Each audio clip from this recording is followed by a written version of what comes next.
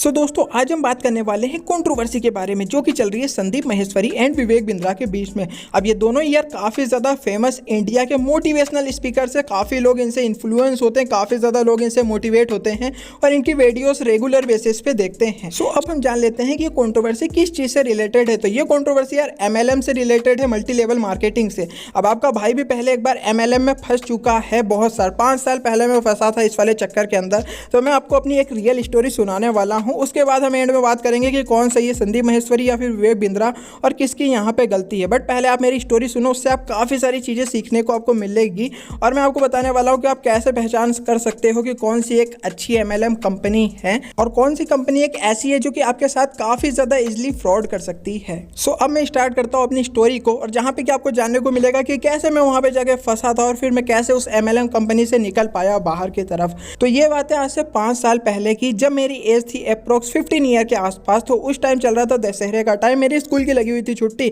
तो हम पूरे 5 फ्रेंड्स होते हैं जो कि भाई प्लानिंग करते हैं कि हम रावण देखने जाएंगे दशहरे के दिन। तो हम जाते हैं वहाँ पे रावण देखने के लिए, मेला वगैरह लगता है, रावण वगैरह जलता है।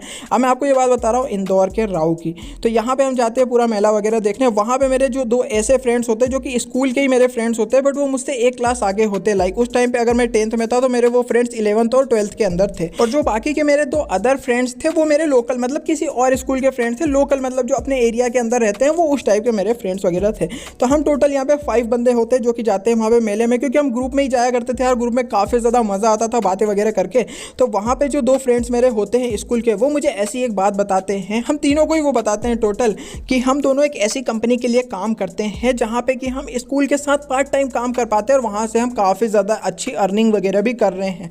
ऐसा मुझे बताते हैं मेरे फ्रेंड्स। तो मैं भी बोलता हूँ यार कि काफ़ी ज़्यादा अच्छी बात है यार, भाई हम भी स्कूल के साथ ऐसी अर्निंग कर सकते हैं काफ़ी ज़्यादा। मतलब उस टाइम पे यार देखो, एक तो मैं मिडिल क्लास फैमिली से हूँ, तो मुझे लग रहा था कि यार ये देखो काफ़ी ज़्यादा एक अच्छी अपॉर्चुनिटी है। अब वैसे देखो मैं स्टडी में उतना ज़्यादा अच्छा तो था नहीं, बट जो मेरे वो 2 फ्रेंड थे भाई, वो स्कूल के टॉपर हुआ करते थे। वो एग्जाम में मेरे बगल में भी काफ़ी ज़्यादा बैठे हुए हैं। सो मुझे पता है कि भाई उनको काफ़ी सारा चीज़ आती है और वो स्कूल के टॉपर थे। तो मुझे उनकी बात पर ट्रस्ट हो जाता है और काफ़ी ज़्यादा वो सीधे साधे थे। सो मैं उनके ऊपर ट्रस्ट कर लेता हूँ। बट मैं उनसे उस कंपनी के बारे में पूछता हूँ तो वो ऐसा कुछ बताते हैं मुझे कि देखो कुछ प्रोडक्ट होगा, वो अपने को सेल करना पड़ेगा और उसका कुछ कमीशन होगा जो कि अपने को मिलने वाला है। मैंने बोला यार ये काफ़ी ज़्यादा एक अच्छी बात है, बट मैंने उनसे पहले ही पूछ लिया कि भाई पैसे वगैरह कितने लगेंगे, क्योंकि आपका भाई पैसे के मामले में काफ़ी ज़्यादा मतलब उस टाइप का था कि यार उस टाइम पे हमारे पास उतने ज़्यादा पैसे होते नहीं थे। तो इसलिए मैंने पहले ही पूछ लिया कि भाई अगर ऐसी कोई चीज़ है तो भाई 100% हमको उसके पैसे भी लगेंगे। तो वो बोलते नहीं, वो प्रोडक्ट आपको फ्री में मिलेगा और तुम उसको सेल करना, उसके बाद तुम्हें वहाँ पर अर्निंग वगैरह तुम्हारी स्टार्ट हो जाएगी। तो मैंने बोला भाई अपने को कहाँ पर चलना पड़ेगा इस प्रोडक्ट को लेने के लिए। तो उन्होंने बोला आपकी 4 दिन की ट्रेनिंग होगी, मतलब 4 डेज़ की मेरी पूरी टोटल ट्रेनिंग होगी,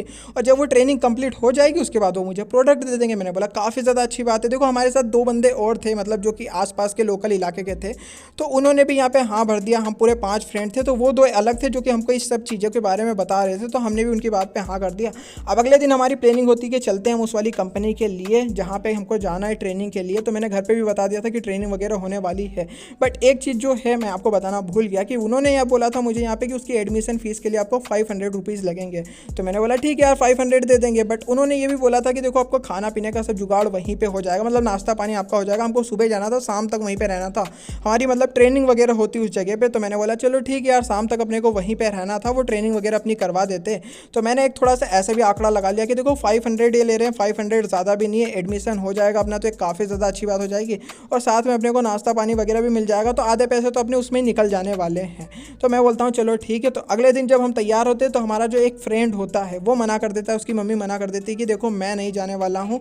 उसने बोला मेरी मम्मी ने मना कर दिया, तो मुझे मेरी मम्मी वहाँ पे नहीं भेज रही है। बट मैं और एक और मेरा फ्रेंड जो होता है वो उन दोनों के साथ हम दोनों उस कंपनी के अंदर पहुँच जाते हैं। अब देखो जब मैं उस जगह पे पहुँच जाता हूँ तो मैं एक चीज़ नोटिस करता हूँ कि वहाँ पे सिर्फ हम चारों नहीं थे, जो कि 2 मुझे लेके गए थे और 2 हम जो उनके साथ गए थे। हम वहाँ पे सिर्फ 4 नहीं थे, वहाँ पे और भी काफ़ी सारे बॉयज़ एंड गर्ल्स थे जो कि ट्रेनिंग के लिए आए हुए थे। तो मेरे फ्रेंड्स बता रहे थे कि देखो यार ये कितनी ज़्यादा अच्छी कंपनी है, यहाँ पे कितने सारे और भी मतलब आते हैं बंदे जुड़ने के लिए इस वाली कंपनी से। अब उन्होंने मुझे एक ऐसी भी बात बताई थी कि यहाँ पे सिलेक्शन होता है। अगर आपके दिमाग में जो 4 दिन की ट्रेनिंग हो रही है, अगर आपके दिमाग में ये चीज़ अच्छे से नहीं बैठी तो आपको फेल कर दिया जाएगा, आपका सिलेक्शन नहीं होगा। तो मैं वैसे भी थोड़ा सा ज़्यादा कॉन्सेंट्रेट था कि जो भी सिखाएंगे मुझे अच्छे से सीखना है। अब वहाँ पे जाके जो मैं एक चीज़ नोटिस करता हूँ कि भाई हम जितने भी बॉयज़ वगैरह थे ट्रेनिंग के लिए गए थे, हमको एक तरफ बैठा दिया जाता है, और हम जिसके साथ गए थे मतलब मेरे फ्रेंड्स के साथ, उनको एक दूसरी तरफ बैठा दिया जाता है।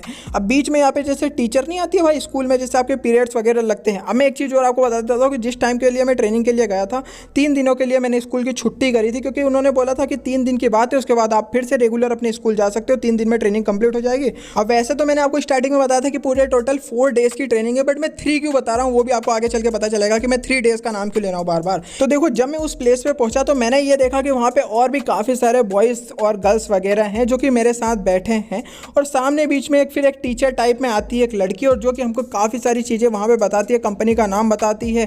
फिर हमको यहाँ पे एक स्लोगन सिखाया जाता है कि वो कंपनी का नाम लेंगे और उसके बाद हम बोलेंगे रेडी टू फ्लाई। अब मैं कंपनी का नाम आपको नहीं बताने वाला हूँ टोटल पूरा, क्योंकि यार हो सकता है फिर आगे चल के रिस्क वगैरह हो जाए, तो मैं कंपनी का नाम आपको नहीं बता रहा हूँ। बट मैं इतना बता सकता हूँ कि इंदौर के राऊ के अंदर है, और राऊ में आपका भाई रहता है, तो मैं वहाँ पे गया हूँ, मुझे पता है वो क्या चीज़ें हैं टोटल। अब हमको स्लोगन तो यहाँ पे सिखा दिया जाता है, साथ में हमको एक चीज़ ये भी बताई जाती है कि जब भी आपके मतलब कैसे आपके स्कूल में कोई टीचर आता है तो आप उसकी क्लैपिंग वगैरह करते हो, गुड मॉर्निंग टीचर बोलते हैं। ऐसे जब आपके यहाँ पे कोई आपको सिखाने आए तो आपको तालियां बजानी है उसका नाम लेके। लाइक अगर किसी का नाम विजय है तो हमको विजय विजय बोल के यहाँ पे तालियां बजानी है। तो मतलब ये रिस्पेक्ट करने की चीज़ वो खुद ही अपनी तरफ से बताते हैं कि रिस्पेक्ट आपको यहाँ पे करनी पड़ेगी जो भी आपको आता है यहाँ पे सिखाने के लिए। अब वहाँ पे यार हमको काफ़ी सारी चीज़ें सिखाई जाती है शुरू से स्टार्टिंग से। मैं कुछ चीज़ें आपको बता देता हूँ। देखो, स्टार्टिंग से लास्ट तक की चीज़ें तो मुझे अभी अच्छे से याद नहीं, क्योंकि 5 साल पहले की बात है, बट जो चीज़ें मुझे याद है वो मैं आपको बता देता हूँ। तो देखो, वहाँ पे काफ़ी ज़्यादा हमको मोटिवेट किया जाता था, हमको बताया जाता था कि आपको अपने अंदर कॉन्फिडेंस को कैसे लाना है, आपको सामने वाले से कैसे बात करनी है जिससे आप अपनी बात उससे मनवा पाओ, जो आप बोलो आपकी बात पे वो ट्रस्ट कर पाए, वो आपको कैसे करना है।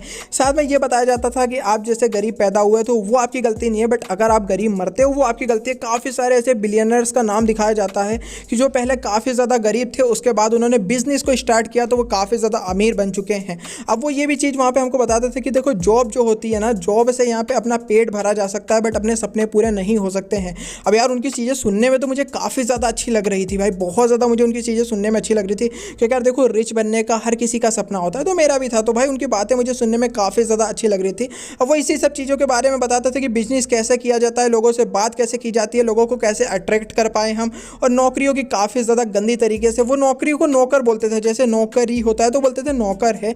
अब आप किसी के यहाँ गुलामी कर रहे हो उसको नौकरी बोलते हैं, और आपको नौकरी नहीं करनी, अगर आपको अमीर बनना है, रिच बनना है, तो आपको बिजनेस करना पड़ेगा। तो देखो, बात तो उनकी कहीं ना कहीं सही थी। मुझे लग रहा था कि जो भी ये बता रहे बिल्कुल सही बात बता रहे, क्योंकि वो बताते भी इतने ज़्यादा प्यार से थे ना, और इतने ज़्यादा मोटिवेशनल तरीके से। मतलब आप भी एक बार को आपको सब चीज़ें पता होगी, बट फिर भी आप वहाँ पे जाके बैठोगे ना तो आपको भी लगता कि हाँ यार ये सब सही बातें बता रहे हैं। अब वो बताते भी कुछ इस तरीके से थे जो कि मुकेश अंबानी है वो एक बिजनेसमैन है, जो भी बड़े बड़े लोग होते हैं, रतन टाटा वो एक बिजनेसमैन है। कोई नौकरी वाले को आपने सुना है कि इतना ज़्यादा अमीर बन गया, इसके पास इतना ज़्यादा पैसा है? नौकरी वाला कभी भी अमीर नहीं बन सकता है, नौकरी वाले के ड्रीम कभी भी पूरे नहीं हो सकते। जो एक बिजनेसमैन होता है उसी के ड्रीम पूरे होते हैं।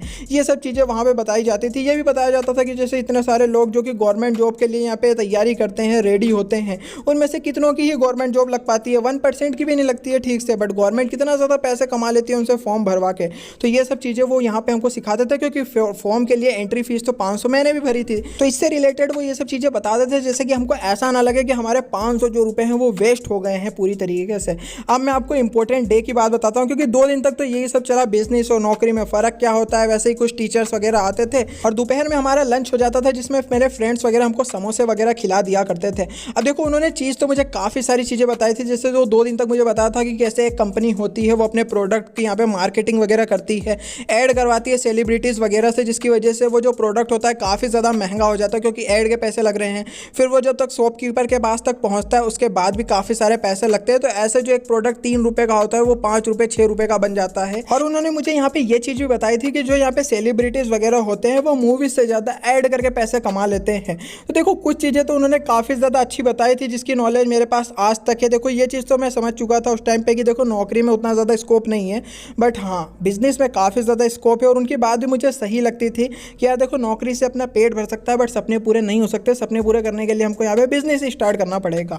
बट अब मैं आपको मेन बात बताने वाला हूँ डे 3 की। तो डे 3 पे मुझे यहाँ पे एक बंदा आता है स्टार्टिंग में, जो कि सुबह वाला पीरियड था, दोपहर मतलब लंच नहीं हुआ था, लंच से पहले जो बंदा आता है वो हरियाणा का होता है। अब वो मुझे यहाँ पे ये बात बताता है कि मेरे भी काफ़ी ज़्यादा बड़े ड्रीम्स वगैरह थे, बट मैंने यहाँ पे कार खरीद लिया, आईफोन खरीद लिया, साथ में ईयर में एक हमारी फॉरेन की ट्रिप भी लगती है, मतलब साल भर में एक बार आपको विदेशी दौरे पे भी भेजा जाता है घूमने के लिए। उसने एरोप्लेन वगैरह की अपनी फ़ोटो वगैरह दिखाई, मतलब बिल्कुल ही फ्लैक्स कर रहा था भाई, अपनी रहीसी वगैरह दिखा रहा था, जो कि देख के हमको भी लगा कि यार हमको भी ये सब चीज़ें करना है। वो हमसे हमारे ड्रीम्स वगैरह भी पूछ रहा था कि आपकी ड्रीम कार कौन सी है, आप आपको ड्रीम फ़ोन कौन सा है, आपको कौन सा फ़ोन परचेस करना है, आपको कौन सी कार परचेस करनी है। तो ये सब चीज़ें वो हमसे पूछ रहा था हमारे ड्रीम के बारे में। बाद में उसने यहाँ पे अपने पासबुक की फ़ोटो वगैरह भी दिखाई कि देखो इतना पैसा हमने कमाया है इस वाली कंपनी से। स्टार्टिंग में हमारे इतने ज़्यादा कम पैसे होते थे, उसके बाद हमारी रैंक ज़्यादा हुई और रैंक ज़्यादा होने के बाद हमारे पैसे और ज़्यादा बढ़ गए हैं। अब यही सब बात बताने के बाद उस वाले बंदे का तो पीरियड हो जाता है ख़त्म। इसके बाद एक लड़की आती है नेक्स्ट वाले मतलब लंच के बाद वाले पीरियड में। अब वो यहाँ पे अपनी स्टोरी सुनाती है कि कैसे मैं पहले एक हॉस्टल में रहा करती थी, स्टडी करा करती थी और मेरे जो घर वाले थे वो काफ़ी ज़्यादा एक मिडिल क्लास फैमिली से थे, काफ़ी ज़्यादा गरीब थे, उनके पास कुछ भी पैसे नहीं हुआ करते थे। उनके पास एक पुरानी सी गाड़ी थी, सेकेंड हैंड मतलब मोटरसाइकिल थी। तो मुझे मेरी फ्रेंड ने बताया कि ऐसी ऐसी एक कंपनी है जहाँ पे कि तू रईस हो सकती है, काफ़ी जल्दी पैसे कमा सकती है। अब वो लड़की हमें ये बताती कि उस टाइम पे मेरे पास एक फ़ोन वगैरह भी नहीं हुआ करता था। 1 महीने पहले की बात वो हमें बता रही थी अपने लाइफ से रिलेटेड कि 1 महीने पहले ही मैं इस कंपनी में ज्वाइन हुई हूँ। तो वो मुझे बता रही थी कि यहाँ पे मतलब 3 या 4 तरीके के स्टेप्स होती है। मतलब जो फर्स्ट वाली लेवल होती है उस पर आपको यहाँ पे 10,000 रुपये देने पड़ेंगे, जो सेकंड लेवल होगी उस पर 30,000 रुपये और जो थर्ड लेवल होगी उस पर अपने को 80,000 रुपये देने पड़ेंगे। अब वो लड़की हमको ये बताती है कि मैंने मेरी फैमिली से डिमांड करी 30,000 रुपये की। अब मेरी फैमिली काफ़ी ज़्यादा गरीब थी तो उसने यहाँ पे हमको 30,000 रुपये वो नहीं दे पा रही थी, बट उन्होंने यहाँ पे अपनी मोटरसाइकिल को बेच दिया जो कि सेकेंड हैंड थी और भी किसी से पैसे उधार लिए और मुझे 30,000 रुपये उन्होंने जैसे तैसे कर दिए। अब वो 30,000 ला के मैंने इस वाली कंपनी के अंदर जमा कर दिए और उसके बाद मेरी किस्मत चमक गई। अब 1 महीने के अंदर अंदर देखो मैंने एक फ़ोन खरीद लिया। वो अपना फ़ोन भी दिखा रही थी जो कि मुश्किल से 10-12 हज़ार का था, बट वो बता रही थी कि ये मैंने 1 महीने के अंदर अंदर खरीद लिया। अभी अभी मैंने स्टार्ट किया तो 10,000 आई है, इसके अगले महीने मेरी सैलरी 20,000 आएगी, उसके बाद मेरी 30,000, ऐसे करते करते 1 लाख रुपये पर मंथ में भी मैं कमाने लगूंगी। तो ये सुन के यार हमको काफ़ी ज़्यादा लगा। बट एक बात ये भी मैंने मन में सोची कि भाई इतनी ज़्यादा गरीब थी तो ये लेवल 1 से भी तो स्टार्ट कर सकती थी। तो मैंने उससे पूछा कि आपने लेवल 1 से क्यों नहीं स्टार्ट किया, तो उसने ऐसा बताया कि लेवल 1 पे अपने को कम रिसोर्सेज मिलती है। लाइक अगर आप लेवल 1 पे हो तो आपकी 1 रुपये की भी अर्निंग नहीं होगी। मतलब आपने 10,000 रुपये दिए बट आपका फ़ायदा कुछ भी नहीं होने वाला है। जब तक आप अपने नीचे 3 बंदे नहीं जोड़ोगे तो आपको यहाँ पे कंपनी का प्रोडक्ट नहीं दिया जाएगा सेल करने के लिए। बस आपको 10,000 में क्या मिलता है, एक मतलब सूट पैंट कोट पैंट, जो कि नॉर्मली आपने देखा होगा ये MLM वाले पहनते हैं, पिरामिड स्कीम वाले पहनते हैं कोट पैंट। तो बहुत लोगों को लगता है कि ये भाड़ों का रहता होगा, बट ये भाड़े का नहीं रहता भाई। वो जो 10-20 हज़ार रुपये देते हैं ना उसी में इनको ये वाला कोट पैंट दिया जाता है। ये चीज़ मुझे वहाँ पे जाके पता चली थी। तो वो बोल रहे थे कि आपको कोट पैंट वगैरह दिया जाएगा 10,000 में और आप हमारे कंपनी से जुड़ जाओगे। अब एक चीज़ जो मुझे पता चली कि मेरे फ्रेंड ने झूठ बोला था। उसने बोला था कि यहाँ पे सिलेक्शन होता है, अगर आप ये 4 दिन की ट्रेनिंग के बारे में भूल जाओगे तो आपका सिलेक्शन नहीं हो पाएगा। बट वहाँ पे हमको ये बोला गया कि आप 10,000 रुपये तो आपका सिलेक्शन हो जाएगा। उसमें ऐसी कोई दिक्कत वाली बात नहीं कि कोई मतलब अनपढ़ बंदा है जिसको कुछ पता नहीं है तो उसका सिलेक्शन नहीं होगा। उनको सिर्फ मतलब से पैसे से, भाई पैसे आप दोगे तो आपका सिलेक्शन वहाँ पे उस वाली कंपनी के अंदर हो जाने वाला है। अब थर्ड डे मुझे ये वाली बात का पता चल गया कि यार यहाँ पे अपने को 10,000 रुपये और लगाने पड़ेंगे। 30,000 दूंगा तो मुझे प्रोडक्ट भी मिलेगा सेल करने को, 30,000 नहीं दूंगा तो इसके बाद मुझे प्रोडक्ट सेल करने को नहीं मिलेगा। प्रोडक्ट के बारे में मुझे उसके बाद भी पता नहीं चला कि उस कंपनी का क्या प्रोडक्ट है। बट थर्ड वाले दिन ही मैं यहाँ पे डायमंड से भी मिला था वहाँ के, जिसका कि नाम अभय था, अभय सर उसका नाम था। वहाँ पे मुझे ये भी चीज़ पता चली कि जो अभय सर थे वहाँ पे उन्होंने हमसे बात वगैरह करी। जब वो ऐसे आ रहे थे अंदर तो उनको माला वगैरह पहनाई गई और काफ़ी ज़्यादा लोग यहाँ पे अभय अभय चिल्ला रहे थे। हमें भी बोला गया था कि जब अभय सर यहाँ पे आपसे मिलने आए, आपसे बात करने आए तो आप अभय अभय चिल्लाना, टाली बजाना। हमने कहा चलो ठीक है यार, टाली बजाना है तो बजा लेंगे, क्योंकि हमारा उन्होंने ऐसी आदत करवा दी थी कि रिस्पेक्ट आपको करनी है जो भी आपके पास आ रहा है। और वो तो फिर उस पूरे कंपनी के जो भी वहाँ पे ऑफिस वगैरह बना था उसके हेड थे। तो हमने टाली वगैरह बजाई, अभय अभय चिल्लाया, उनको भी काफ़ी ज़्यादा अच्छा लगा। हमने उनकी रिस्पेक्ट वगैरह करी।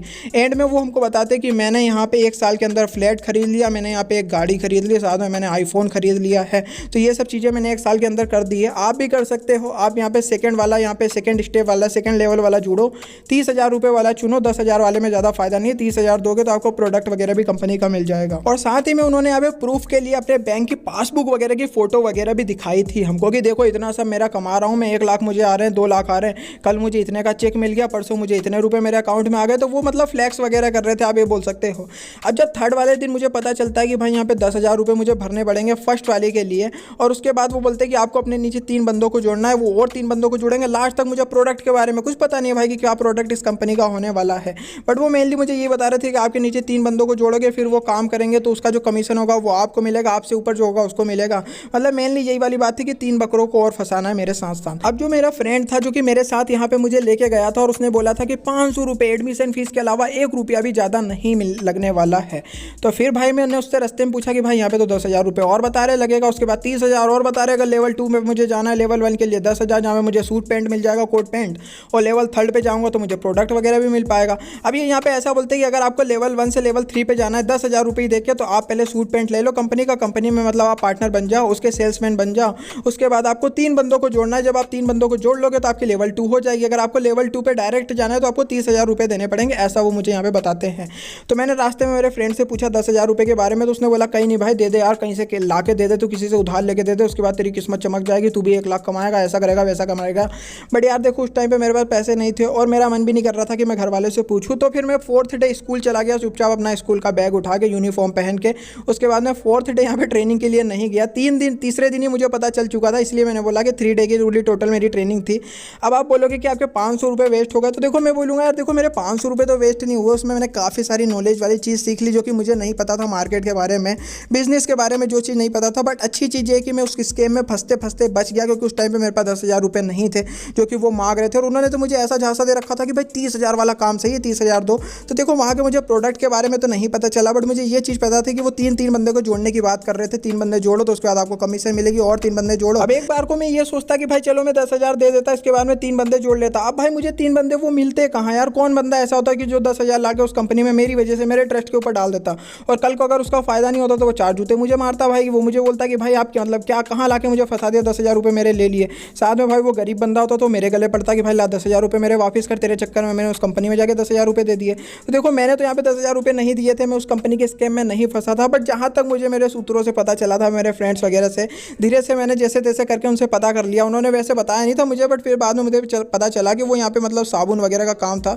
साबुन अपने को सेल करना पड़ता है लोगों के घरों में जा जाके, और डायरेक्ट सेलिंग वो इसको बता रहे थे, बोल रहे थे कि मार्केट वैल्यू से हमारा सामान सस्ता होता है। बट जब साबुन मुझे पता चला कि एक साबुन जो कि मार्केट में नॉर्मली 10 रुपये का मिलता है, ऐड करवाने के बाद सब चीज़, आप अभी गोदरेज नंबर 1 लेने जाओगे तो आपको 10 रुपये का मिलेगा, बट उनका साबुन 20 रुपये का। और वो बोल रहे कि आप लोगों के घरों में जा जाके इसको बेचो, हमारा प्रोडक्ट अच्छा है। अब भाई घर वाला सामने से भगा देगा हमको, हम जैसे जाएंगे भाई कि हमारा प्रोडक्ट है, वो बोलेगा निकल ले भाई हमारे घर के सामने से। अब देखो ये पिरामिड स्कीम आप इसको बोलो, इसको आप नेटवर्क मार्केटिंग बोलो, MLM बोलो, मल्टी लेवल मार्केटिंग, ये काम कुछ ऐसा ही जैसा एक फेरी वाला नहीं होता है भाई, गली मोहल्ले में घूमता है अपना सामान लेके, कपड़े लेके बेचने के लिए, या कोई ठेला वाला होता है सब्जी बेचने के लिए फिरता है, वैसा ही अपने को बना के छोड़ देते हैं, एक सेल्समैन बना के छोड़ देते हैं। साथ में अपने बंदे 3 बकरों को और फंसाओ, और साथ में भाई उनका जो प्रोडक्ट हो 30,000 रुपये दो, उनका इतना ज़्यादा महंगा वो प्रोडक्ट देंगे अपने को, पहली बात कि वो कोई खरीदेगा ही नहीं।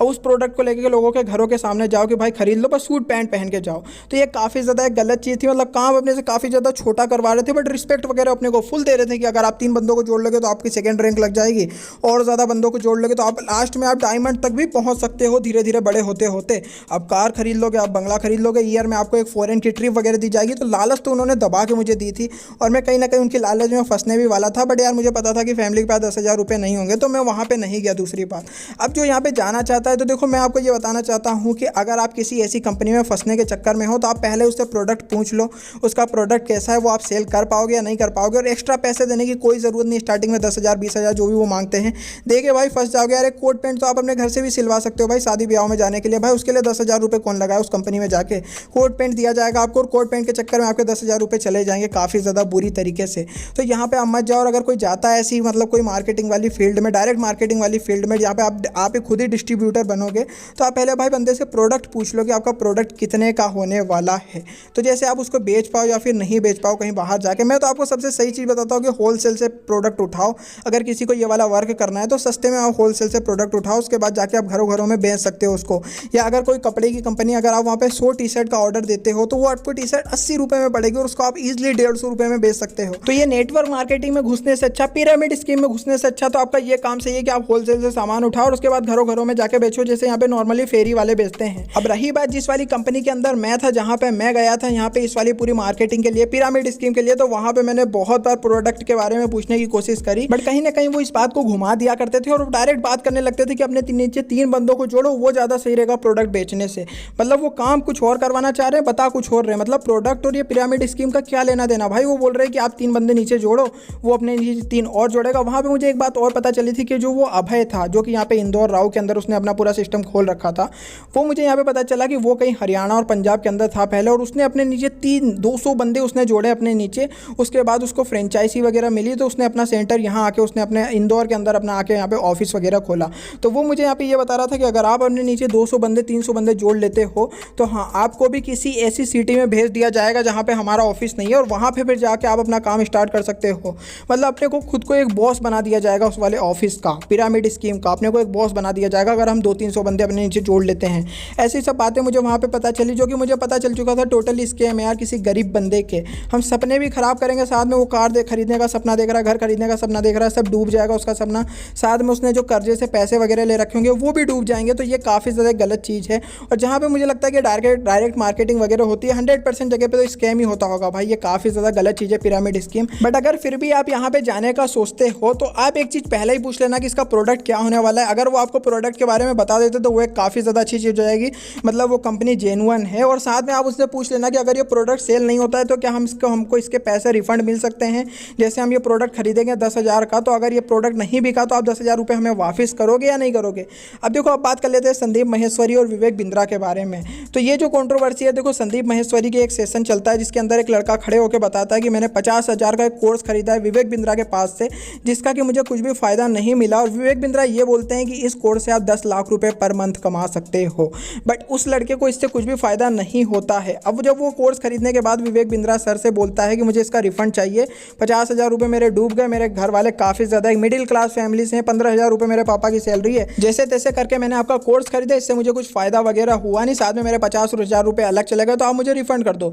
तो वहाँ के जो भी यहाँ पे उनसे बात करने वाले उनके अधिकारी वगैरह होंगे वो ये बोलते हैं कि आप एक काम करो, अब यहाँ पे रिफंड तो आपको नहीं मिलने वाला है, बट जो ये कोर्स है आप आगे 3 बंदों को और सेल करो, आगे 4 बंदों को और सेल करो, तो जब वो बंदे यहाँ पे इस वाले कोर्स को खरीदेंगे तो उसका कमीशन आपको मिलेगा।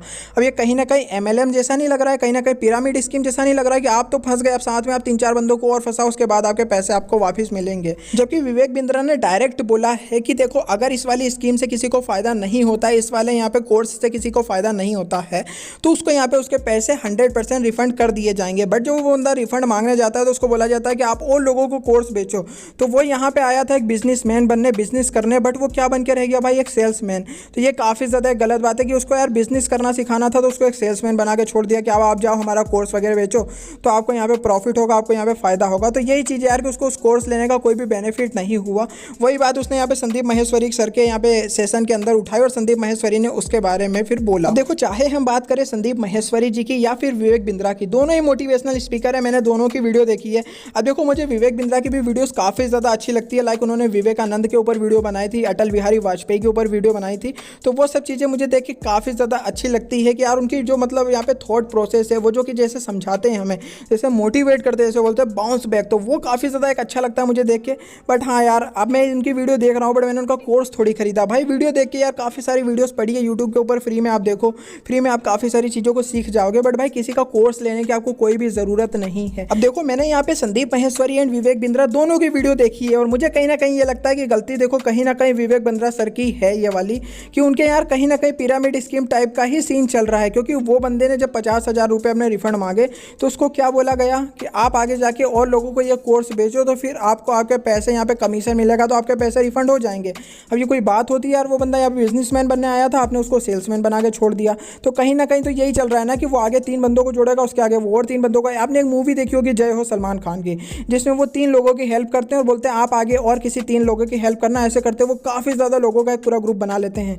बट यहाँ पे हेल्प करने वाली बात नहीं है, यहाँ पे चूतिया बनाने वाली बात है भाई। सामने वाले 3 बंदों का बकरा काटो भाई, उनका चूतिया बनाओ, आगे वो और किसी 3 बंदों का चूतिया बनाएंगे और फायदा उसी का होगा जो मेन सबसे टॉप पे बैठा होगा, उसको भाई लाखों करोड़ों का फायदा होने वाला है। और जब ये यहाँ पे किसी एक सिटी का चूतिया काट देते हैं तो इसके बाद ये फ्रेंचाइजी वगैरह देने लगते हैं भाई, किसी अदर सिटी में अपना ऑफिस खोलेंगे और वहाँ के लोगों को यहाँ पे ये पागल बनाने वाला काम शुरू कर देंगे। और इनके अकॉर्डिंग जो भाई यहाँ पे पिरामिड स्कीम के अंदर है वही भाई यहाँ पे अमीर बन सकता है, और कोई दूसरा बिजनेस करके अमीर बन ही नहीं सकते भाई। यहाँ पे अंबानी अगर जो बिजनेस कर रहा है वो अमीर नहीं बन सकता है भाई। इन्होंने भाई ठेका ले रखा है लोगों को अमीर बनाने का। तो मैं तो आपको यही बोलना चाहूँगा कि भाई अगर आप ऐसी कोई सीन में फंसने वाले हो या फिर आपको कोई ऐसा बता रहा है कि आप ऐसे अमीर बन सकते हो, लाख रुपए कमाओगे 2 लाख, तो सरासर भाई गलत है। ऐसा कुछ भी सीन नहीं होता है। आपको एक बार को फंसा के वो बंदा छोड़ देगा और उसके बाद आप कुछ नहीं कर पाओगे।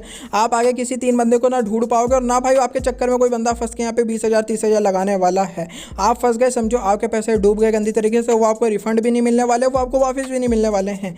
अब संदीप माहेश्वरी सर ने यहाँ पे ये बोला है कि मैं अपने चैनल का मोनेटाइजेशन ऑन कर लूँगा, उसके बाद जो पैसे आएंगे उससे मैं legal action लड़ूंगा Vivek Bindra sir के खिलाफ, विवेक बिंद्रा सर के अगेंस्ट। तो मुझे लगता है कि दोनों की फाइट होगी, दोनों की जो भी कोर्ट वगैरह में फाइट होगी जैसे होगी, अब वो आपके ऊपर है कि आप किसको सपोर्ट करना चाहते हो। बाकी मैंने आपको यही बता दिया है कि इससे अच्छा भाई आप होलसेल का सामान उठाओ और लोगों के घरों में जा जाके बेचो, उससे आपका ज़्यादा फायदा हो सकता है। इस पिरामिड स्कीम के चक्कर में मत पड़ो भाई, टोटली स्कैम है और आप फंस जाओगे और बच भी नहीं पाओगे इस वाली से।